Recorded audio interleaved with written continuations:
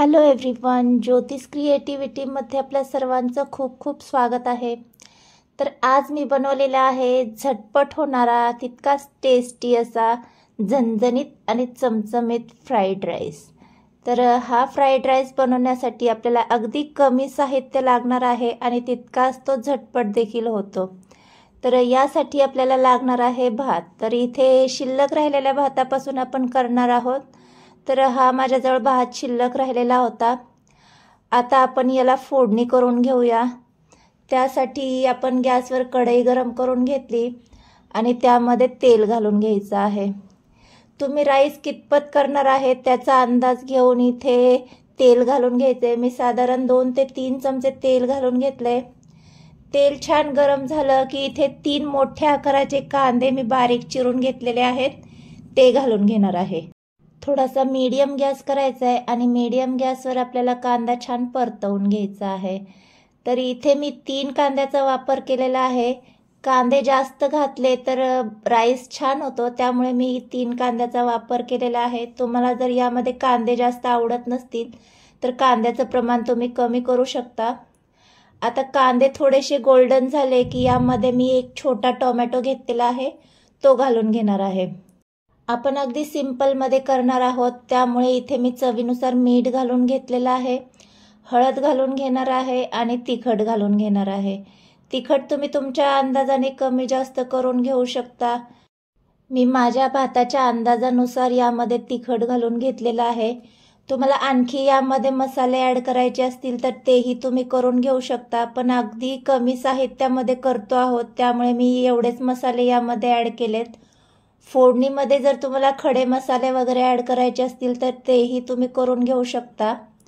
तर छान 1-2 मिनटं तेलामध्ये मसाले परतवून घ्यायचे। आता यामध्ये आपण अंडी घालून घेणार आहोत। तर राईसच्या अंदाजाने किंवा तुम्हाला किती अंडे आवडतात त्याचा अंदाज घेऊन तुम्ही यामध्ये अंडे घालून घ्यायचे आहेत। तर इथे मी साधारण 3 अंडे घालून घेतलेले आहेत आणि मीडियम गॅस करायचा आहे आणि आपल्याला हे 2-3 मिनटं परतवून घ्यायचं आहे। म्हणजे आपल्याला अगोदर याची भुर्जी करून घ्यायची आहे। इथे मी लाल तिखटचा वापर केलेला आहे। तुम्हाला जर यामध्ये मिरचीचा वापर करायचा असेल तर तेही तुम्ही करून घेऊ शकता, पण मी लाल तिखट कलरसाठी वापरलेला आहे। लाल तिखटने आपल्या राईसला छान कलर येतो, त्यामुळे मी इथे लाल तिखटचा वापर केलेला आहे। तर मस्त इथे आपण 2-3 मिनटं परतवून घ्यायचे।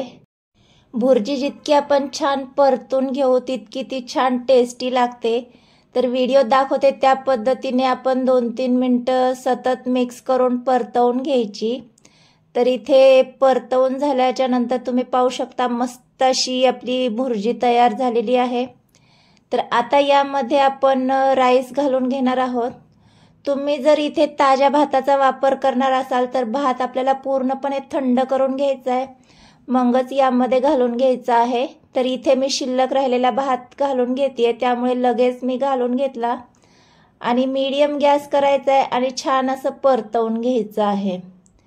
तर इथे तुम्ही कोणता तांदूळ घालतात त्या अंदाजानेच परतवून घ्यायचे। म्हणजे जर तुम्ही बासमती अख्खा तांदूळ वापरला तर हलक्या हाताने मिक्स करायचे, जेणेकरून तांदूळ तुटणार नाही याची काळजी घ्यायची। मी इथे रेग्युलरच बासमती तुकडा वापरलेला आहे। तर छान हे सगळं मिक्स करून घ्यायचंय। साधारण 5-1 मिनटं आपल्याला हा राईस परतवून घ्यायचा आहे, म्हणजे छान तो मिक्स होऊन जातो।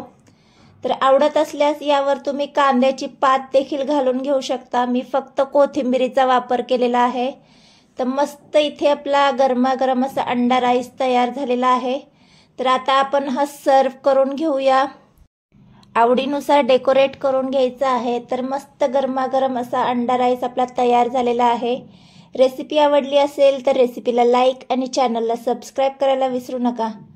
आणि अशा छान छान साध्या सोप्या रेसिपीसाठी ज्योतिष क्रिएटिव्हिटी चॅनल पाहत रहा। भेटूया नेक्स्ट व्हिडिओमध्ये। तोपर्यंत मस्त खा आणि स्वस्त रहा। बाय।